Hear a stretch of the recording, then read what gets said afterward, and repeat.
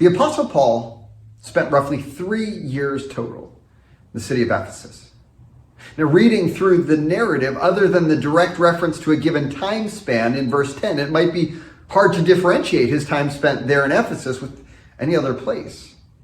The section given the most focused attention took place likely over the course of a day. And the disturbance with Demetrius we looked at in the last 2 devotionals. And what cannot go unnoticed is the fact that in his time there, the apostle had turned Ephesus on its head. Luke tells us that after the uproar ceased, Paul sent for the disciples. And after encouraging them and saying farewell, he left for Macedonia.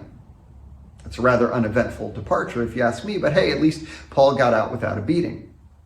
Now, when he had gone through those regions and had given the believers much encouragement, he came to Greece, where he stayed for 3 months. Now, he was about to set sail for Syria when a plot was made against him by the Jews, and so he decided to return through Macedonia. Now, his choice tells you something about either the options available to him or more likely his affection for the people in Macedonia. After all, back in chapter 16, we're told of Paul's visit to the leading city of Macedonia in Philippi, which led to a severe flogging and a night in prison. And this was his preferred place? Well, actually, yes. Scholars often point to Paul's letter to the Macedonian church in Philippi as an example of a friendship letter. And Paul's words in Philippians 1 verse 8 bear witness to this very point. He says, God can testify how I long for all you with the affection of Christ Jesus. The verses that follow in Acts include one of the infamous we passages wherein our writer Luke includes himself in the narrative as one of Paul's traveling companions. Now, there's been a great deal of debate on the issue, but at this point it's accepted as fairly obvious. Luke was with Paul at a number of points on his mission. What I find more intriguing is not who, but how many companions Paul's traveling with at this point. Sopater, the Berean, son of Pyrrhus, accompanied him. And of the Thessalonians, Aristarchus and Secundus. And Gaius of Derbe and Timothy and the Asians, Titius and Trophimus.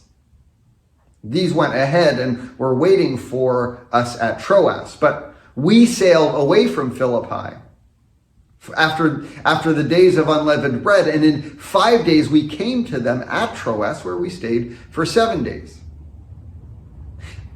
So why could so many companions?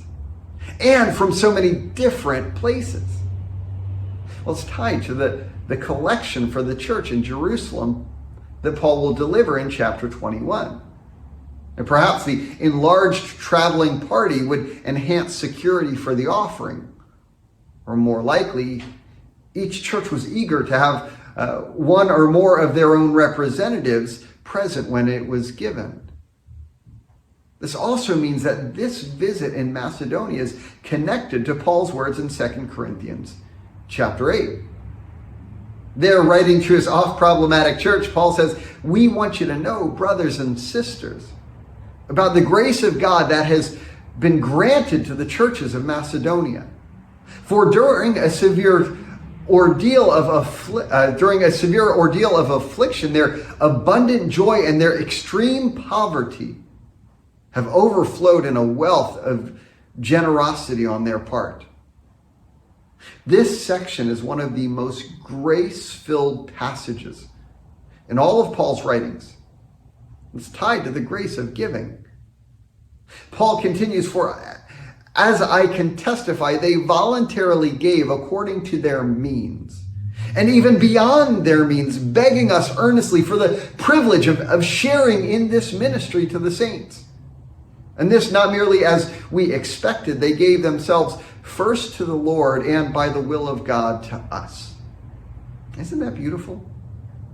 Is it any wonder that Paul's letter to the Philippians reverberates with such warmth? Is it any surprise that despite the hardship he had endured there, he said, I've got to go back to Macedonia.